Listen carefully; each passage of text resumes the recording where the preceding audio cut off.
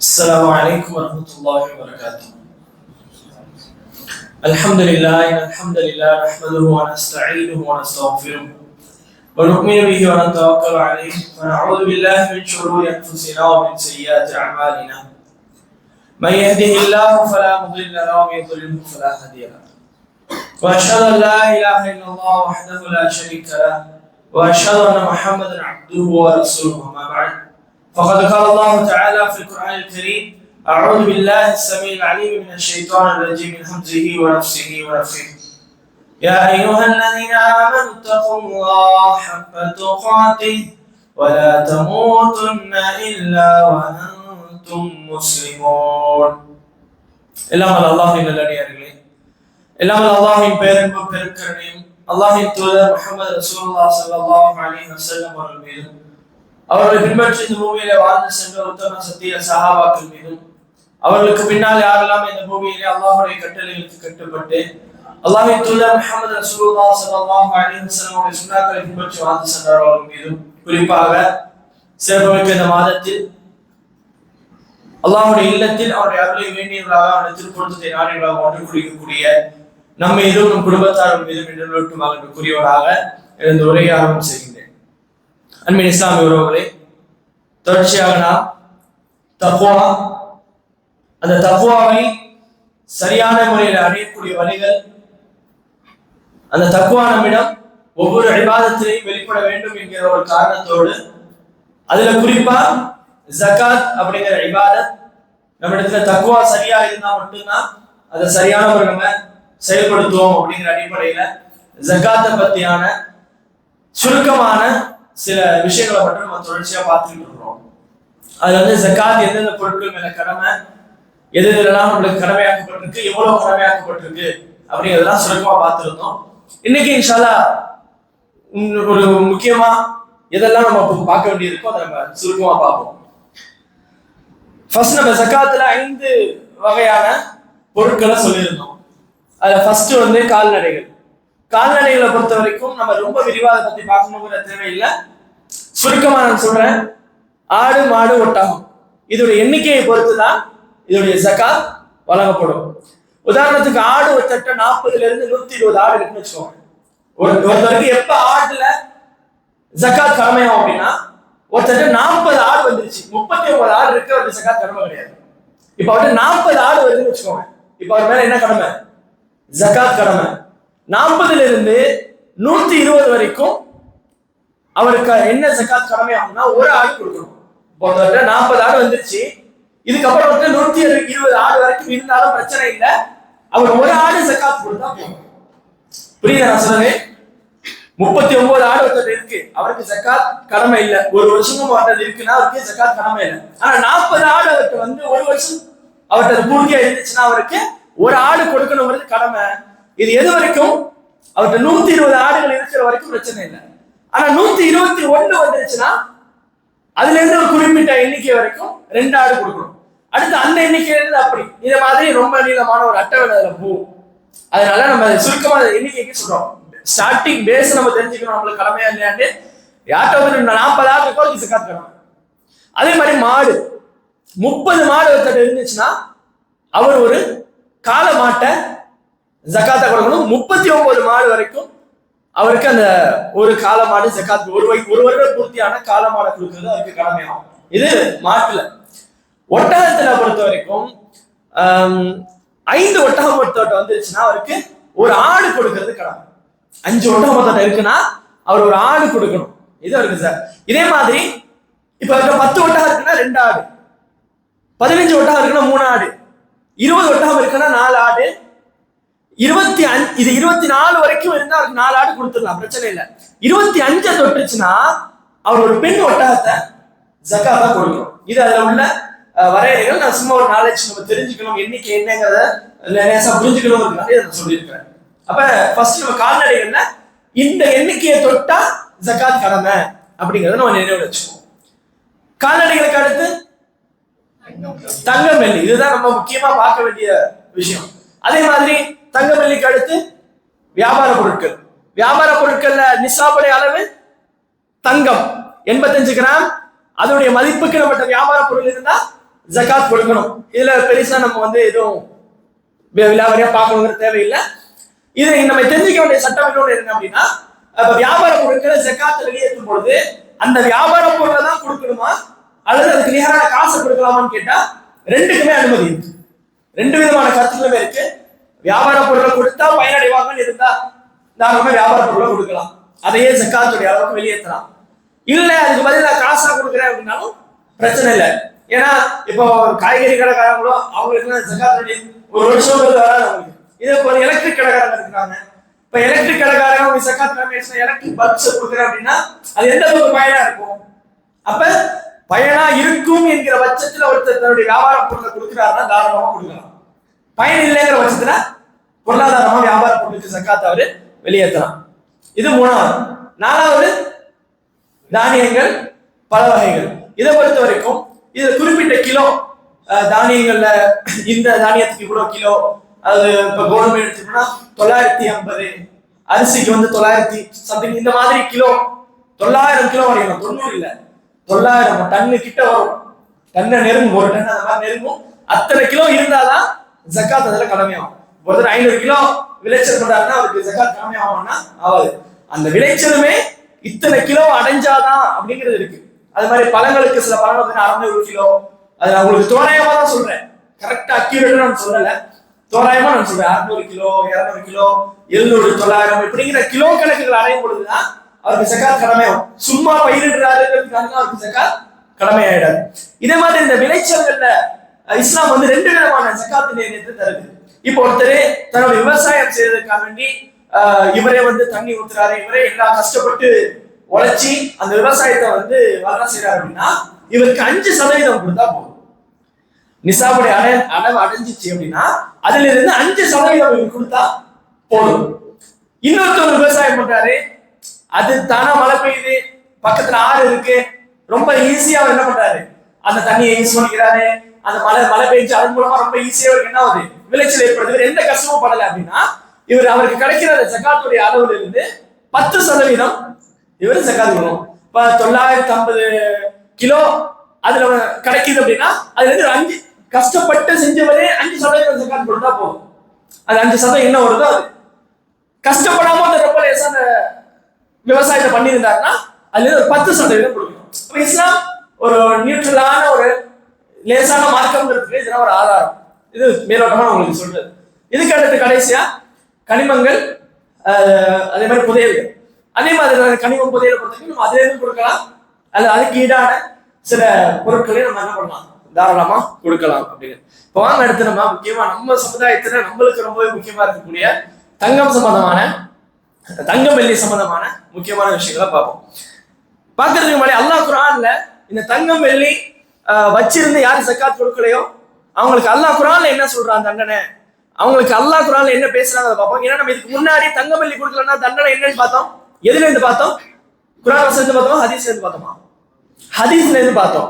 இப்ப நம்ம சொல்ல போறது குர்ஆன் அல்லாஹ் தங்கம் வெள்ளியை சேர்த்து வச்சிருந்தும் கொடுக்காதவங்களுக்கு எப்படி வர்ணிச்சு சொல்றாங்கிறத நம்ம பார்க்க போறோம். அல்லாஹ் குர்ஆன் சொன்னான், வல்லதீன யக்னிஸூன ذهب والفضة, யார் தங்கம் வெள்ளியை சேர்த்து வச்சிருக்காங்களோ, யார் தங்கம் வெள்ளியை சேர்த்து வச்சிருக்காங்களோ, வலா யுன்ஃபிகூனஹா ஃபீ சபீலில்லாஹ், சேர்த்து வச்சுக்கிட்டு அல்லாஹ்வின் பாதையில அவங்க செலவு செய்யல. சேர்த்து வச்சிருக்காங்க ஆனா அல்லாஹ்வின் பாதையில எந்த செலவும் அவங்க செய்யல, தர்மம் பண்ணல, ஜகாத் கொடுக்கல, எதுவுமே செய்யல, அது அவங்களுக்குரியதுன்னு அவங்க அப்படியே நிலையா வச்சிருக்கிறாங்க. இப்படியான மனிதர்களுக்கு ஃபபஷ்ஷிருஹும் பிஅஸாபின் அலீம், அவர்களுக்கு நீங்க மிக கடுமையான மோசமான வேதனையை நற்செய்தி சொல்வீராக. ஃபபஷ்ஷிருஹும், அவர்களுக்கு நற்செய்தி சொல்லுங்கன்னு அல்லாஹ் சொல்றான். நற்செய்தினால இல்லைங்க, நம்மளுக்கு நல்ல விஷயத்தை தான் நற்செய்தி சொல்லுவான். ஆனா வேதனையை அல்லாஹ் யார் தங்கம் வெள்ளியை சேர்த்து வச்சு அல்லாஹ்வின் பாதையில கொடுக்கலையோ அவர்களுக்கு நற்செய்தியா சொல்லுங்கன்னு சொல்றான். சரியா? இந்த குர்ஆன் வசனம் யாரை பார்த்து பேசுது? காஃபிர்களையா முஃமின்களையா? முஃமின்களை. ஏன்? காஃபிர்கள் என்னதான் தான தர்மம் செஞ்சாலும் அல்லாஹ் ஏத்துக்க மாட்டான். அப்ப யார் தான தர்மம் செஞ்சு அல்லாஹ் ஏத்துக்குவானோ அவர்களை பத்தி தான் அல்லாஹ் இதுல பேசுறான். புரியுதா? ஏன்னா நம்ம நேத்தியே பார்த்தோம், காஃபிர்கள்ட்ட இருந்து ஏன் அல்லாஹ் தான தர்மங்களை ஏத்துக்க மாட்டான் அப்படிங்கிறது. அப்ப இந்த வசனம் ரொம்ப தெளிவா பேசுது, முஃமின்களையும் முஸ்லிம்களையும் பார்த்து தான் பேசுது.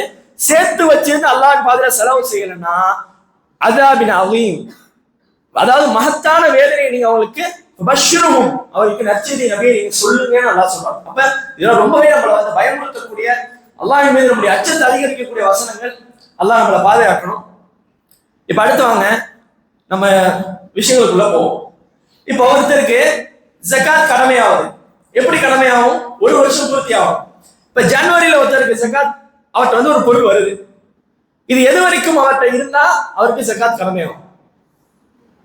இந்த ஜனவரியில ஒருத்தட்ட பொருளாதாரம் ஒரு 6 லட்சம் வருது, 6 லட்சம் அவர் வச்சிருக்காரு. இது எத்தனை மாசம் அவர்கிட்ட இருந்தா அவருக்கு ஜகாத் கடமையாகும்? டிசம்பர் அல்ல ஜனவரி. நான் ஏன் இப்படி ஜனவரி பிப்ரவரி கேட்டேன்னா, நம்ம வந்து ஒரு இஸ்லாமிய சமுதாயம் மாசம் அப்படிங்கிறது ஜனவரி பிப்ரவரி வச்சு கணக்கிடக்கூடாது. முஹர்ரம், சஃபர், ரபியுல் அவ்வல், ரபியுல் ஆகிர் சந்திர ஆண்டு தான் நம்மளுக்கான அளவுகோல். அப்ப ஜக்காத்தை நாம ஒரு வருடம் காலம்ங்கிறத தீர்மானிக்கிறது எதை வச்சுன்னா, முஹர்ரம் சஃபரை வச்சுதான், ஜனவரி பிப்ரவரி வச்சு கிடையாதுங்கிறத நம்ம நினைவு வச்சுக்கணும். ஏன்னா இந்த ஆங்கில ஆண்டுக்கும் இஸ்லாமிய ஆண்டுகளுக்கும் இடையில வித்தியாசம் ஏற்படும். ஒவ்வொரு 5 வருஷத்துக்கு பாத்தீங்கன்னா ரொம்ப பெரிய டிஃபரெண்ட் ஏற்படும். ஒரு 3-4 வருஷத்துக்கு முன்னாடி பார்த்தோம்னா மே மாசத்துல வந்து 5 வருஷத்துக்கு முன்னாடி பார்த்தா மே மாசத்துல ரமலான் வந்துச்சு. ஆனா இப்ப வருது மார்ச்ல. அப்ப ஜக்காத்தை நம்ம வந்து எந்த வருடத்தை, ஒரு வருடம்ங்கிறது எதை வச்சு நம்ம முடிவு பண்ணோம்னா, அரபிய இஸ்லாமிய மாதங்களை வச்சு, முஹர்ரம் சஃபர்ங்கிறத வச்சுதான் முடிவு பண்ணணும். ஜனவரி பிப்ரவரி வச்சு இல்ல அப்படிங்கிறத நம்ம நினைவு வைக்கணும். ஏன் இதை நான் முக்கியமா சொல்றேன்னா, திருமணம் முடியக்கூடியவர்கள் தன்னுடைய திருமணம் முடியக்கூடிய அந்த மாதம், ஏன்னா பெரும்பாலும் இஸ்லாமிய சமுதாயத்துல இஸ்லாமிய மாதங்கள் மறந்தாச்சு. ரமலான் வந்தா மட்டும் தெரியும் இது ரமலான் மாதம்னு தெரியும். ரமலான் முடிஞ்சு போயிட்டோம்னா துல்ஹஜ் மாதம் தெரியும். துல்ஹஜ் பெருநா இருக்கு. இந்த பெருநா இருக்கிற 2 மாசம் மட்டும் தான் தெரியும். அதுக்கு அடுத்து எந்த மாசமும் நம்ம எதிர இருக்கோன்னே தெரியாது. இந்த சில நோன்புகள், முஹர்ரமுடைய நோன்பு, இந்த ஆஷுராவுடைய நோன்பு வரும்போது ஓகே முஹர்ரம் தெரியும். மற்ற மாதங்கள் எதையுமே நம்ம என்ன பண்றது இல்ல, கணக்கில் எடுக்கிறது இல்லை. ஆனா உண்மையிலேயே நம்ம பிள்ளைங்களுக்கு இதை சொல்லி வளர்க்கணும். இந்த மாசம் என்ன கேட்டா, ஒரு இஸ்லாமிய வாலிபனா, ஒரு இஸ்லாமிய பிள்ளையா, ஜனவரி பிப்ரவரின்னு சொல்றதுக்கு முன்னாடி இது முஹர்ரம், இது சஃபர், ரபியுல் அவ்வல்னு சொல்லக்கூடிய மக்களா நம்ம மாறணும்.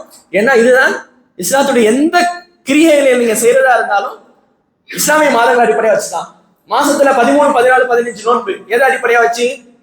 சந்திர ஆண்டு அடிப்படை, சந்திர கணக்கு தான். அதே மாதிரி திங்கள் வியாழன்ங்கிறது கிழமைகளை பொறுத்து, அது பிரச்சனை இல்லை. ஆனா மார்க்கத்துடைய பெரும்பாலான இபாதத்துகள் எல்லாமே சந்திர ஆண்டை அடிப்படையாக கொண்டதுதான். ஜக்காத்தும் அதே மாதிரி சந்திர ஆண்டை அடிப்படையாக கொண்டது. ஏன் நம்ம சொல்றோம்னா, திருமணம் முடியக்கூடியவர்கள் ஜனவரி திருமணம் முடிச்சு, என் ஒய்ஃபுக்கு இவ்வளவு நகை வந்துச்சு, அதனால அடுத்த ஜனவரியில ஜக்காத் கொடுக்கணும்னு நினைக்கிறாங்க. அப்படி இல்லை. நீங்க எந்த மாசத்துல உங்களுக்கு அரபி மாசத்துல திருமணம் முடிஞ்சிச்சோ அந்த மாசத்துல இருந்து அடுத்து அந்த மாசம் வர வரைக்கும் அப்படின்னு நம்ம நினைவு வச்சுக்கணும். இதுதான் எல்லாருக்கும். அடுத்து நம்முடைய உரையை ஆரம்பிக்கும் முதல் நாளே நம்ம சொன்னோம், வருஷத்துக்கு ஒரு தடவை, அதாவது நான் இப்ப என்கிட்ட இருக்கக்கூடிய நகைக்கு ஜக்காத் கொடுத்துட்டேன்னா அடுத்த வருஷம் அதுக்கு கொடுக்க தேவையில்லை அப்படிங்கிற கருத்து இருக்கு. இது தப்புங்கிறத ரொம்ப தெளிவா சொல்லியிருந்தோம் நம்முடைய முதல் உரையில. அப்ப ஒவ்வொரு வருஷமும் நம்மிடம் நிசாபை அடைந்த நிலையில செல்வம் இருக்குமானால், எந்த செல்வம் எல்லாம் சொல்லப்பட்டுச்சோ அது நிசாபை அடைஞ்ச நிலைமையில இருக்குமானால் கண்டிப்பா அதுல இருந்து நான் ஜக்காத் கொடுக்கணும். வாழ்க்கையில ஒரு தடவை ஜக்காத் கொடுத்தா போதுங்கிறது தவறான கருத்து. அதே எந்த உலமாக்களும் சொல்லாத கருத்து. ஜும்ஹூருல் உலமா, ஒட்டுமொத்த உலமாக்களும் ஏற்றுக்கொண்ட கருத்து என்ன அப்படின்னா, ஒவ்வொரு ஆண்டும் நம்ம இருக்கக்கூடிய நிசாபை அடைந்த என்னுடைய செல்வங்களுக்கு நான் ஜக்காத் கொடுக்கணும் அப்படிங்கிறது தான். இதை நம்ம தெளிவாகவே அன்னைக்கு முதல் நான் சொல்லியிருந்தோம், சுருக்கமாக இப்ப நம்ம சொல்லிக்கிறோம். அடுத்து இந்த தங்கம் வெள்ளியை பொறுத்த வரைக்கும், தங்கம் 85 கிராம் அடைஞ்சா ஜக்காத் கொடுக்கணும், வெள்ளி 595 கிராம் அடைஞ்சா ஜக்காத் கொடுக்கணும். இப்ப இதுல இன்னும் சில கருத்துக்கள் என்ன அப்படின்னா, ஒருத்தட்ட 84 கிராம் தங்கம் இருக்கு, ஒருத்தட்ட 84 கிராம் தங்கம் இருக்கு, ஒருத்தட்ட 590 கிராம் வெள்ளி இருக்கு. இப்ப இவருக்கு ஜக்காத் கடமை இல்லை. தங்கத்துல பார்த்தா கடமை இல்லை, வெள்ளியில பார்த்தா கடமை இல்லை. சில கருத்துக்கள் இருக்குது. என்ன அப்படின்னா, தங்கத்தையும் வெள்ளியையும் மதிப்பின் அடிப்படையில, இதுக்கு ஒரு மதிப்பு போட்டு இதுக்கு ஒரு மதிப்பு போட்டு இது ரெண்டையும் ஒண்ணு சேர்க்கும் பொழுது ஜக்காத் கடமை ஆயிடும். அப்படிதானே? தங்கத்தையும் வெள்ளியும் ஒண்ணு சேர்த்து இதோடைய மொத்த மதிப்புக்கு ஜக்காத் கொடுக்கணுமா வேணாமா அப்படிங்கிற ஒரு கருத்து வருது. ஆனா இது தங்கம் வெள்ளியில சேராது, தங்கத்தையும் வெள்ளியும் ஒண்ணு சேர்க்க கூடாதுங்கிறதுல அப்படிங்கிற கருத்து தான் சரியான கருத்து. நல்லா புரிஞ்சுக்கோங்க. தங்கத்தையும் வெள்ளியும், அதாவது தங்கமும் ஜக்காத்துடைய நிலையை அடையல. உதாரணத்துக்கு சொல்றேன், இப்போ 50 கிராம் தான் தங்கம் இருக்கு, சரியா? ஆனா வெள்ளி பாத்தீங்கன்னா ஒரு 600 கிராம் இருக்கு, அல்லது ஒரு நிசாப் அடைய 400 கிராம் இருக்கு. இப்ப இது ரெண்டோடைய மதிப்பையும் வச்சு பார்க்கும் பொழுது ஒண்ணு தங்கம் வந்து நிசாபை அடையிறதுக்கான தொகை என்னவோ அதை அடையுது, அல்லது வெள்ளி நிசாப் அடையிறதுக்கான தொகை என்னவோ அதை அடையுது. இது ரெண்டையும் ஒண்ணு சேர்க்கும் போது சார் அப்படி அழிஞ்சிச்சுன்னா ஜகாத் கொடுக்கணுங்கிற கருத்துக்களும் இருக்குது. ஆனா மிக ஏற்றமான அதிகமான உலமாக்கள், ஜும்ஹூர் உலமாக்கள் ஏற்றுக்கொண்ட கருத்து என்னன்னா தங்கத்தையும் வெள்ளியையும் ஒண்ணு சேர்க்க தேவையில்லை, ஒண்ணு சேர்க்க வேணாம், ஒண்ணு சேர்க்க கூடாது அப்படிங்கிறதுதான். சோ அதனால இதுல நம்ம பெருசா குழப்பிக்க வேணாம். தங்கம் என்ற 85 கிராம் வந்துச்சுன்னா நான் ஜகாத் கொடுக்கணும், வெள்ளி என்ற 595 கிராம் வந்துச்சுன்னா நான் ஜகாத் கொடுக்கணும். இது கிளியர். இப்ப அடுத்து இதுல இன்னொரு விஷயம் என்னன்னா தங்கம் என்ற 84 கிராம் இருக்கு, பேங்க்ல என்ற ஒரு 20,000 இருக்கு. இது ரெண்டுமே என்ற சேவிங்ஸ். நல்லா புரிஞ்சுக்கோங்க. தங்கம் என்ற 84 கிராம் இருக்கு, ஒரு 3 பவுனுக்கான காசு என்ற பேங்க்ல இருக்கு. இது ரெண்டுமே ஒரு வருஷம் என்ற இருக்குது. இப்ப நான் ஜகாத் கொடுக்கணுமா கூடாதுன்னு கேட்டா பெரும்பாலான அறிஞருடைய கருத்து பணத்தை நாம வெள்ளியோடையோ அல்லது தங்கத்தோடையோ சேர்க்கலாம் அப்படிங்கிறது தான். இதுல நல்லா புரிஞ்சுக்கோங்க. தங்கமும் வெள்ளியும் வேற வேற இனம். இதுல தங்கம்ங்கிறது வேற இனம், வெள்ளிங்கிறது வேற இனம். ஆனா பணம்ங்கிறது இது ரெண்டுக்குமே பொருந்தும், வெள்ளிக்கும் பொருந்தும் தங்கத்துக்கும் பொருந்தும். ஆனா பெரும்பாலும் தங்கத்துக்கு தான் இன்னைக்கு வேல்யூ வந்து பணம், நம்முடைய பணம் தங்கத்துடைய வேல்யூ அடிப்படையா வச்சுதான். சோ நம்மள்ட்ட 84 கிராம் வீட்டுல இருக்கு, ஜகாத் கடமை இல்லை. ஆனா என்கிட்ட 20,000 இருக்கு, 3 பவுனுக்கான காசு, அது 3 கிராமுக்கான காசு. இப்ப நான் 84 சேர்த்தனா 87 எனக்கு, அப்ப எனக்கு ஜகாத் கடமை ஆயிடும். இப்படி இருக்கும் பட்சத்துல நாம கண்டிப்பா அதற்கு ஜகாத் கொடுக்கணும் அப்படிங்கிற ஒரு ஏற்றமான கருத்து உலமாக்களுக்கு மத்தியில் இருக்குது. இதுல நாம ரொம்ப கவனமா இருக்கணும். ஏன்னா சிலர்கிட்ட வந்து நகை கம்மியா இருக்கும், ஒரு 30 கிராம் அல்லது 50 கிராம் இருக்குன்னு வச்சுக்கோங்க. காசு பாத்தீங்கன்னா ஒரு 50 கிராமுக்கு இருக்கும். நல்லா புரிஞ்சுக்கோங்க, ரொம்ப குழப்பிடக்கூடாது. நீங்க ஒருத்தர்கிட்ட 50 கிராமுக்கு காசு இருக்கு. இப்ப இது ஜகாத்துடைய நிலை அடைஞ்சிருச்சா? இல்ல. ஏன்னா 6 லட்சம் வரணும், 5 லட்சத்து சொச்சம் வரணும். இது பணத்துக்கு மட்டும் நம்ம சொன்னது. தங்கத்துக்கு மட்டும் நம்ம சொன்னது 85 கிராம். ஆனா பணமும் இப்ப நிசாப் அடையல, 50 கிராம் பணம் தான் நம்மகிட்ட இருக்குது. தங்கமும் நிசாப் அடையல, 50 கிராம் தான் தங்கம் இருக்குது. ஆனா இது ரெண்டையும் சேர்த்தா 100 கிராமுக்கான ஒரு மதிப்பு நம்மகிட்ட இருக்குது. இப்ப நாம இதுக்கு ஜகாத் கொடுக்கணும் அப்படிங்கறதுதான் சரியான ஒரு நிலைப்பாடு அப்படிங்கிறத நம்ம புரிஞ்சுக்கணும். இது அடுத்து நம்ம ஈஸியா கால்குலேஷன் பண்ணிக்கலாம். இப்போ ஒருத்தட்ட 20 பவுண்ட் இருக்கு, பேங்க்ல ஒரு 5 லட்சம் இருக்குன்னா இது ரெண்டையும் சேர்த்துதான் அவர் ஜகாத் கொடுக்கணும் அப்படிங்கிறது நம்ம புரிஞ்சு கொள்ள வேண்டிய ஒரு விஷயம். இதுதான் பெரும்பாலான அறிஞர்கள் சொல்லக்கூடிய கருத்து. இதை நம்ம எதுவும் குழப்பிக்க தேவையில்லை இன்ஷா அல்லாஹ். அடுத்து நம்மளுக்கு தெரியும், இதுல இன்னொரு கவனிக்க வேண்டிய விஷயம் என்ன அப்படின்னா, இப்ப என்கிட்ட தங்கம் இருக்கு.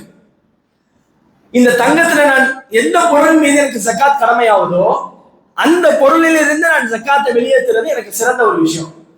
இப்போ ஆடு மாடு ஒட்டகத்துல எனக்கு ஜகாத் கடமையாவதுன்னா இஸ்லாம் சொல்றது, நீ அதுல இருந்து இந்த ஆட்டை கொடு, இந்த ஒட்டகத்தை கொடு, இந்த மாட்டை கொடு அப்படின்னு சொல்லுது.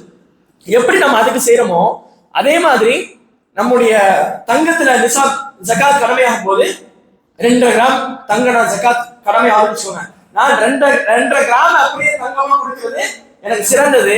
ஆனா அதே சமயம் இல்லைங்க நான் பொருளாதாரமா நான் கொடுக்கிறேன், நம்ம பெரும்பாலும் அப்படிதான் கொடுக்குறோம். நகை விற்கிறது கிடையாது, நகையை கொடுக்கறது கிடையாது. இல்லைங்க நான் பொருளாதாரமா கொடுக்குறேன் அப்படின்னா அதுவும் கூடும். இப்படி மட்டும்தான் நினைச்சிடக்கூடாது. இப்படி ஒரு வழியும் இருக்குது, இப்படி ஒரு வழியும் இருக்குது. ஏன்னா அல்லாஹ் சொல்லும் பொழுது ஜகாத் எந்த பொருளின் மீது கடமையாவதோ அதுல இருந்து எடுங்கன்னு அல்லாஹ் சொன்னான். அப்படிதானே? ஜகாத் வசூலிக்கிறதுக்காண்டி ரசூல் ஸல்லல்லாஹு அலைஹி வஸல்லம் ஆட்கள் அனுப்பும்போது அவங்க என்ன பண்ணுவாங்க, எந்த பொருளை ஜகாத் கடமையா இருக்கோ அதுல இருந்து எடுத்து வந்துருவாங்க. அப்ப நம்ம இது ரெண்டுமே இதுல கூடும். தங்கத்துல வெள்ளியில எனக்கு ஜகாத் கடமையானது ஆயிடுச்சுன்னா நான் அந்த நகையில இருந்தே அப்படியே ஜகாத்தை நான் கொடுக்கலாம், இதுவும் கூடும். ரெண்டாவது அதுக்கு பதில் நான் பணமா கொடுக்குறேன் அப்படின்னு கொடுத்தாலும் கூடும். இதை நான் ஏன் சொல்றேங்கிறத பின்னாடி அடுத்தடுத்த சில கேள்விகள் இருக்கு, அதை நான் சொல்லும் போது உங்களுக்கு புரியும் இன்ஷா அல்லாஹ். அடுத்து இந்த ஜகாத் கொடுக்கக்கூடிய நகைகள் விஷயத்துல ஜகாத் கொடுக்கறதுல இன்னொரு ஒரு கருத்து என்ன அப்படின்னா, அணியக்கூடிய நகைகளுக்கு ஜகாத் உண்டா இல்லையா? அணியக்கூடிய நகைகள்லாம் வீட்டுல பெண்கள் அணிச்சிருப்பாங்க. பீரோல சில நகைகள் இருக்கும், சேமிப்புக்கு சில நகைகள் இருக்கும். ஆனா பெண்கள் கையில, காதுல, கழுத்துல, காலில் எல்லாம் போட்டிருப்பாங்க. இந்த நகைகளுக்கு ஜக்காத் உண்டா அப்படிங்கிறதுல அறிஞர்களுக்கு மத்தியில ரெண்டு பலமான கருத்து முரண்பாடு இருக்கு. அணியக்கூடிய நகைகளுக்கு ஜக்காத் கிடையாது அப்படிங்கிற கருத்தும் இருக்கு. இதுவும் வலுவான ஒரு கருத்து. இல்ல, அணியக்கூடிய நகைக்கு ஜக்காத் உண்டு, அதையும் சேர்த்துதான் நான் கணக்கிட்டு ஜக்காத் கொடுக்கணும் அப்படிங்கிற ஒரு கருத்தும் இருக்குது. இது ரெண்டுமே வலுவான கருத்து. இவர்கள் வைக்கக்கூடிய ஆதாரமும், அதாவது அணியக்கூடிய நகைக்கு ஜக்காத் தேவையில்லை, கொடுக்க தேவையில்லைன்னு சொல்லக்கூடிய வைக்கக்கூடிய ஆதாரமும் பலமானது. இல்ல, அணியக்கூடிய நகைக்கும் ஜக்காத் உண்டுன்னு சொல்லக்கூடியவர்கள் வைக்கக்கூடிய ஆதாரமும் பலமான ஆதாரங்களா இருக்குது. இந்த ரெண்டு கருத்துல ஒருத்தர் எதை எடுத்து செயல்பட்டாலும் பிரச்சனை இல்லை. இல்லைங்க, என் பீரோல நான் சேமிச்சு வச்சிருக்க நகைக்கு மட்டும் தான் கொடுப்பேன், அணிஞ்சிருக்கிற நகைக்கு நான் கொடுக்க மாட்டேன்னு ஒருத்தர் செஞ்சாலும் தப்பு இல்லை. அதே சமயம் இல்லைங்க, நான் அணிஞ்சிருக்கிறது சேர்த்து தான் கொடுப்பேன், அதுக்கு மார்க்கத்துல கருத்து இருக்குதான் செய்யுது, நான் அப்படிதான் கொடுப்பேன்னா தாராளமா அதுவும் பிரச்சனை இல்லை. ஆனா இந்த இடத்துல நான் இந்த விஷயம் சம்பந்தமா உங்களுக்கும் எனக்கும் நான் உபதேசம் பண்ணணும்னு நினைச்சேன்னா, அணியக்கூடிய நகைக்கும் சேர்த்து ஜக்காத் கொடுப்பதுதான் நான் அல்லாஹ்விடம் பொருத்தத்தை பெறுவதற்கும் இன்னும் நான் என்ன பாதுகாத்துக் கொள்வதற்கும் என்னுடைய செல்வத்தை பாதுகாத்துக் கொள்வதற்குமான ஒரு சிறந்த வழியா நம்ம சொல்றோம். ஏன்னா இன்னைக்கு சமகாலத்துல வந்திருக்கக்கூடிய அதே மாதிரி நம்மளுக்கு கொஞ்சம் முன்னாடி சமகாலத்துல வந்த பிந்தி வந்த அறிஞர்கள் எல்லாருமே தேர்வு செய்யறது எந்த கருத்துன்னா, அணியக்கூடிய நகைகளுக்கும் ஜக்காத் கொடுக்கணும் அப்படிங்கிறது தான். இது எப்பயிலிருந்து இருக்கக்கூடிய கருத்து முரண்பாடுனா, சஹாபாக்கள் காலத்திலேருந்து அந்த கருத்து முரண்பாடு. சஹாபாக்கள் இடையிலேயே இல்ல ரெண்டு கருத்து இருந்துச்சு. ஆனா நான் இதுக்கு ஏன் நான் இதை சொல்ல வரேன்னா, நான் நேற்று ஒரு தலைப்பு பேசுறேன். என்ன பேசுறேன்? நேற்று ஒன்று பேசினேன், ஜக்காத் கொடுக்கறதுனால ஏற்படக்கூடிய பயன்கள். நான் சொன்னேன் இதை ஏன் நான் பேசுறேன்னா, பின்னாடி நான் பேச போறதுக்கு இது பயனா இருக்குண்டு. இப்போ நான் ஒரு விஷயத்த சொல்றேன், அதாவது அணியக்கூடிய நகைக்கு ஜக்காத் கொடுக்கணுமா? இப்போ நான் அணியிற நகைக்கு ஜக்காத் கொடுக்க மாட்டேங்க. இதுல இன்னொரு விஷயமும் நான் சொன்னேன், ஆதாரங்கள் அடிப்படையா வச்சுதான் அவர் கருத்தை செலக்ட் பண்ணுமே தவிர அணியக்கூடிய நகைக்கு ஜக்காத் தராமா, அப்ப எனக்கு ஜக்காத் குறையுங்கிற அடிப்படையில் என்ன பண்ணிடக்கூடாது, தன்னுடைய நலவுக்காக வேண்டி அந்த கருத்தை தேர்வு செஞ்சிடக்கூடாது. அவர் பார்க்கணும் இதுக்கு என்ன ஆதாரம் சொல்றாங்க, இந்த ஆதாரம் ஏற்புடையதா இருக்கு, அதனால நான் எடுக்கிறேன்னு தவிர இப்ப அணியக்கூடிய நகைக்கு ஜக்காத் கிடையாது, இன்னும் ரெண்டு நகையை எடுத்து போட்டுக்கோ அப்படிங்கிற எண்ணத்துல என்ன பண்ணக்கூடாது, இந்த கருத்தையோ அந்த கருத்தையோ செலக்ட் பண்ணிடக் கூடாது. அப்ப இப்ப நான் ஏன் இதை சொல்ல வரேன்னா, இப்போ ஒரு இஸ்லாமிய நாடு இருக்குன்னு வச்சுக்கோங்க. அந்த நாட்டில் உள்ள அரசர்கள் சொல்றாங்க, நீங்க இந்த வருஷம் எவ்வளவு நகைக்கு ஜக்காத் தரீங்களோ அடுத்த வருஷம் அதே அளவு ஒரு நகை நாங்க உங்களுக்கு தருவோம்னு சொல்றாங்கன்னு வச்சுக்கோங்க. இந்த வருஷம் நீங்க எவ்வளவு நகைக்கு நீங்க ஜக்காத் தரீங்களோ அதே அளவு நகையை நாங்க அடுத்த வருஷம் உங்களுக்கு தருவோம், எக்ஸ்ட்ரா உங்களுக்கு தருவோம்னு சொல்றாங்க. இப்ப நம்ம மக்கள் என்ன பண்ணோம், அணியக்கூடிய நகைக்கெல்லாம் நான் தரமாட்டேன், இருக்கிற நகை மட்டும் தருவேன் சொல்லுவோம்.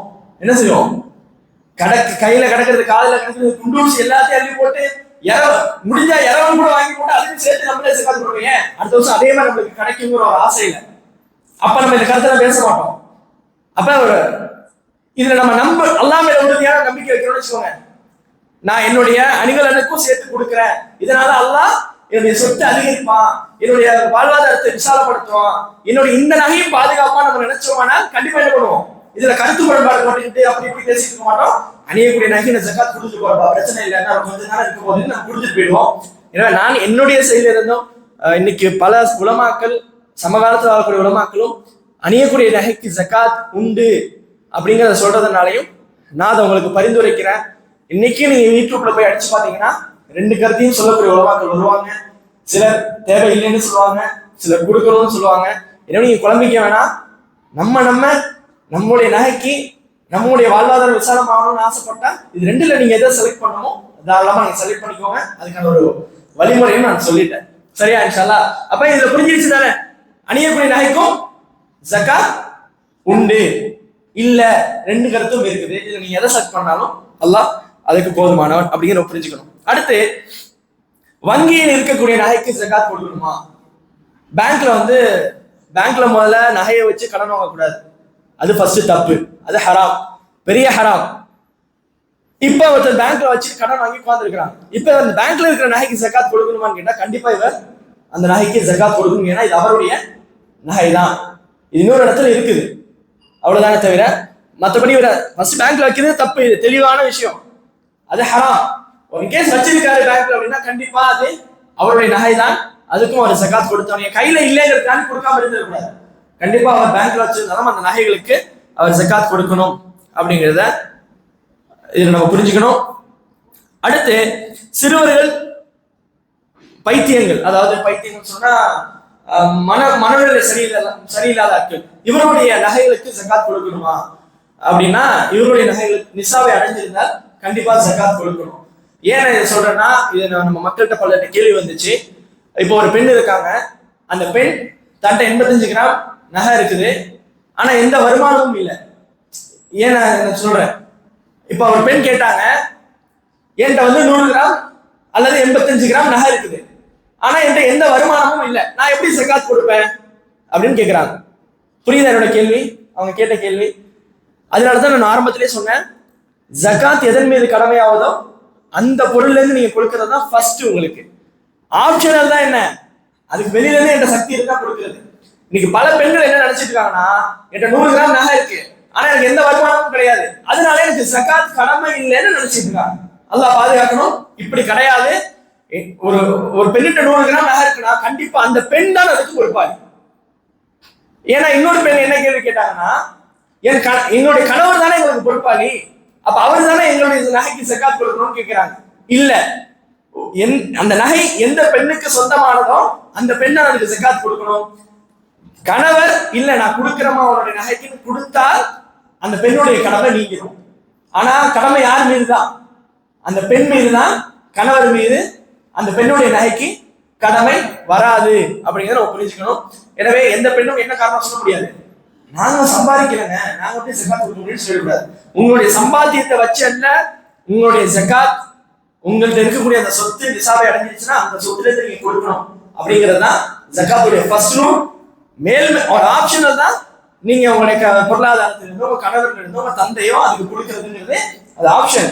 ஆனா அடிப்படையில யார் மீது ஜகாத் கடமையாவதோ அவங்க தான் அதை கொடுக்கணும் அப்படிங்கறத நினைக்கணும். அந்த அடிப்படையில என்கிட்ட ஒரு சிறுவர் இருக்காரு, அந்த சிறுவர் சம்பாதிக்கக்கூடிய சிறுவரும் கிடையாது, ஒரு பொறுப்பில் இருக்காரு வச்சுக்கோங்க. நம்மகிட்ட சிறுவர் அவருக்கு பல சொத்து இருக்கு, அவருக்கு தங்கங்கள் அவங்க பெற்றோர்கள் விட்டுட்டு போயிருக்காங்க அப்படின்னா இந்த பொருட்கள் இருந்து யார் அந்த சிறுவனுடைய பொறுப்பாளியா இருக்கணும் அவங்க ஜகாத் கொடுத்துட்டே இருக்கணும், வருஷம் வருஷம் கொடுக்கணும். இது அதுல நம்ம புரிஞ்சுக்கணும். அதே மாதிரி பைத்தியக்காரதா இருக்காங்க, அவரோட பெற்றோர்கள் சொத்துக்களை விட்டுட்டு போயிருந்தாலும் அது ஜகாத்துடைய நிலை அடையுமானால் கண்டிப்பா அந்த அவர்களுடைய பொருள் இருந்து ஜகாத் கொடுக்கணும். இப்ப என்ன பண்றாங்க, சமுதாயத்தில் இருக்கக்கூடிய பெரியாரு இல்லைங்க பாவம் அவங்களுடைய பொருளுக்காக நான் ஜகாத் தரேன் அப்படின்னாலும் தாராளமா என்ன பண்ணும், ஏற்றுக்கொள்ளப்படும். எப்படி ஒரு மனைவிக்கு தன்னுடைய கணவர் ஜகாத் கொடுக்கிறாரோ அது மாதிரி இன்னொருத்தருடைய ஜகாத் நிசாபை அடையும் பொழுது அவருடைய பலகீனத்தின் காரணமாக நம்ம கொடுக்கிறது ஏற்றுக்கொள்ளப்படும் அப்படிங்கிறது. சோ இதுல புரிஞ்சுக்க வேண்டிய பெண்கள் புரிஞ்சுக்க வேண்டியது, வருமானம் இருந்தாதான் ஜகாத் கடமைங்கிறது கிடையாது. உங்களுக்கு அந்த பொருள் நிசாபை அடைஞ்சிட்டாலே ஜகாத் உங்களுக்கு கடமை அப்படிங்கிறத புரிஞ்சுக்கணும். இன்ஷா அல்லாஹ் நேரம் ஆயிடுச்சு. மீதம் இருக்கக்கூடிய விஷயங்களை நாளைக்கு பார்த்துட்டு ஜகாத் பெற தகுதியானவர்களா என்ன முறையில நம்ம ஜகாத் கொடுக்கணும், அந்த ஜகாத் நம்ம சரியான முறையில் கொடுக்கணுமா இல்லையாங்கிறத நாளைக்கு பார்ப்போம் இன்ஷா அல்லாஹ். இது வரைக்கும் சொன்னதுல எதுவும் சந்தேகம் இருக்கா? இது வரைக்கும் நம்ம சொன்னதுல ஏன்னா நிறைய சொல்லிட்டு இருந்தோம்னு எனக்கு ஒரு தோணுது, குழப்பிக்கீங்களோ ஒன்னோட ஒண்ணு. கடன் கொடுத்திருக்கிறவர் நான் நேற்று இது சம்பந்தமா சொல்லியிருந்தேன். என்ன சொல்லியிருந்தேன் அப்படின்னா, கடன் ஒருத்தர் கொடுத்திருக்காரு, அவருடைய கடன் தொகை வெளியே இருக்கு, ஆனா அது நிசாப் அடைஞ்சிருக்குது அப்படிங்கிற பட்சத்துல அந்த கடன் தொகை திரும்பவும் அவருக்கு வந்துருக்கிற நம்பிக்கை இருக்கு. எப்ப கேட்டாலும் அவர் கொடுத்துருவாரு, கேட்டா ஒரு மாசத்துல கொடுத்துருவாரு அப்படிங்கிற நம்பிக்கை இருந்துச்சுன்னா அந்த பணம் அவர்கிட்ட இருக்கும் காலம் எல்லாம் ஒரு ஜகாத் கொடுக்கணும். இல்ல அந்த கேட்டா வரதுக்குலாம் வாய்ப்பு இல்ல, அவர் ரொம்ப கஷ்டப்படுறாரு, இழுத்தடிச்சுக்கிட்டு தான் இருக்காரு அப்படின்னா அது வர்ற கைக்கு வர்ற வரைக்கும் ஜகாத் கொடுக்க தேவையில்லைங்கிறது அது இருக்கக்கூடிய சுருக்கமான ஒரு சட்டம். வேற எதுவும் இதுல இருக்கக்கூடிய சந்தேகங்கள் இப்ப பேசுறதில்ல.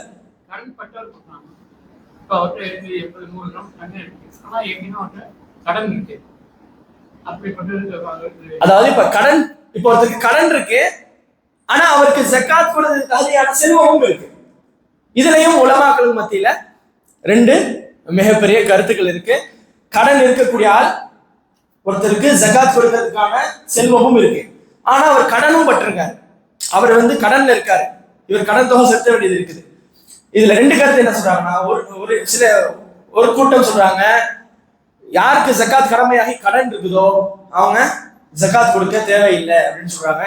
இன்னும் சில அறிஞர்கள் சொல்றாங்க, யாருக்கு ஜகாத் கடமையாகி கடனும் இருக்குதோ அவர் கண்டிப்பா ஜகாத் கொடுத்தே ஆகணும்னு சொல்றாங்க.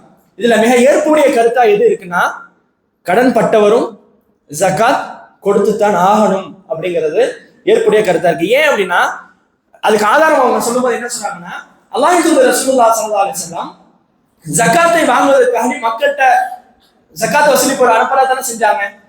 ஆனா அந்த ஜகாத் வசூலிப்பு ரசூல் ஸல்லல்லாஹு அலைஹி வஸல்லம் யார்ட்டையுமே உங்களுக்கு கடன் இருக்கா, ஜகாத்தை கணக்கு பண்ணிட்டு உங்களுக்கு கடன் இருக்கா அப்படின்னு யார்ட்டையுமே கேட்க சொல்லல. உங்களுக்கு கடன் இருக்கான்னு யார்ட்டையுமே ரசூல் கேட்க சொல்லல. போவாங்க, பாப்பாங்க, எடுத்துட்டு வருவாங்க. இமாம் இப்னு சீரின் ரஹ்மத்துல்லாஹி அவங்க சொல்லும்போது சொல்றாங்க, ஜகாத்துடைய பொருட்கள் எடுக்கிறது, அதை கணக்கு பண்றவர் வருவாரு, கணக்கு பண்ணுவாரு, எடுத்துட்டு போயிட்டே இருப்பாரு. எந்த கேள்வி கணக்கும் கிடையாது. அது ஒரு வருஷம் பூர்த்தி ஆனிச்சா இல்லையாங்கிறது மட்டும்தான் அவங்க தெளிவுபடுத்துவாங்க தவிர, உங்களுக்கு கடன் இருக்கா இல்லையா, இது நீங்க அணிஞ்ச நகையா அணியாத நகையா, எந்த கேள்வியுமே கிடையாது. மொத்தமா எல்லாத்துக்கும் கால்குலேஷன் பண்ணி அவங்க எடுத்துட்டு போயிட்டே இருப்பாங்க அப்படிங்கறத ஆதாரமா வைக்கிறாங்க. இதையும் சமகாலத்தில் வாழக்கூடிய பெரும்பாலான அறிஞர்கள் ஏத்துக்கிறாங்க. குறிப்பா இமாம் இப்னு பாஸ் ரஹ்மத்துல்லாஹி பிரபலமானவர் மார்க் அறிஞர் அவங்க. அப்ப இமாம் இப்னு பாஸ் ரஹ்மத்துல்லாஹி அவங்களும் இந்த கருத்தை தான், கடன் யாருக்கு இருக்குதோ அவரும் ஜகாத் கொடுக்கணும் அப்படிங்கிறத சொல்றாங்க. இதுல நம்ம புரிஞ்சுக்க வேண்டியது என்னன்னா, ஜகாத்துடைய உண்மையான தத்துவம், அந்த ஆத்மார்த்த நேத்தி பேசுற விஷயங்களை புரிஞ்சுட்டோம்னா கடன் பட்டவரும் கண்டிப்பா ஜகாத் கொடுப்பாரு. ஏன்? அதனூடாக ஒரு கடனை அல்லாஹ் அடைப்பதற்கு வழிவகையை ஏற்படுத்துவோம். ஆனா அதனால அந்த கருத்து நான் தப்புன்னு சொல்லல. கடன் பட்டவர் ஜகாத் கொடுக்க மாட்டேன் அப்படிங்கிற கருத்தை எடுத்துக்கிறாரா, அல்லாஹ் அவருக்கு போதுமானவன், அவருடைய காரியங்கள் அல்லாஹ் லேசாக்கட்டும். இருந்தாலும் ஒருத்தர் என்ன பண்றாரு, இல்லைங்க கடன் இருந்தாலும் ஜகாத் கொடுக்கணுங்கிற கருத்தை நான் எடுத்து நடக்கிறேன், அதனூடாக அல்லாஹ் அந்த என்னுடைய கடனை அடைப்பதற்கு போதுமானவன் அப்படின்னு எடுத்தாங்கன்னா கண்டிப்பா இன்ஷா அல்லாஹ் அல்லாஹ்வுடைய காரியங்கள் லேசாக்கட்டும். அவர் கொடுக்கக்கூடிய அந்த ஜகாத்தின் காரணமாக அல்லாஹ்வுடைய கடனை அடைக்கிறதுக்கு மிகப்பெரிய வழிகள் ஏற்படுத்தும் இன்ஷா அல்லாஹ். போதும் இன்ஷா அல்லாஹ். நாளைக்கு நம்ம தொடர்ச்சியா பேசுவோம். சரியான முறையில் மார்க்க சட்டத்திட்டங்களை அறிந்து நல்ல முறையில் வாழ்ந்து வாங்கிக்கக்கூடிய மக்களாக அல்லாஹ் உங்களையும் என்னையும் இந்த உலகத்தில் வாழக்கூடிய ஒட்டுமொத்த முஸ்லிம்களை மாற்றி வைப்பானாக என்று கூறியவனாக இந்த உரையை கொடுத்து சொல்கிறேன். அகூலு கௌலி ஹாதா அஸ்தக்ஃபிருல்லாஹ் லி வ லக்கும் வ ஆகிரு தஅவானா அல்ஹம்துலில்லாஹி ரப்பில் ஆலமீன். சுப்ஹானல்லாஹி வ பிஹம்திஹி அஷ்ஹது அன் லா இலாஹா இல்லா அன்த அஸ்தக்ஃபிருக வ அத்தூபு இலைக். அஸ்ஸலாமு அலைக்கும் வ ரஹ்மத்துல்லாஹி வ பரகாத்துஹு.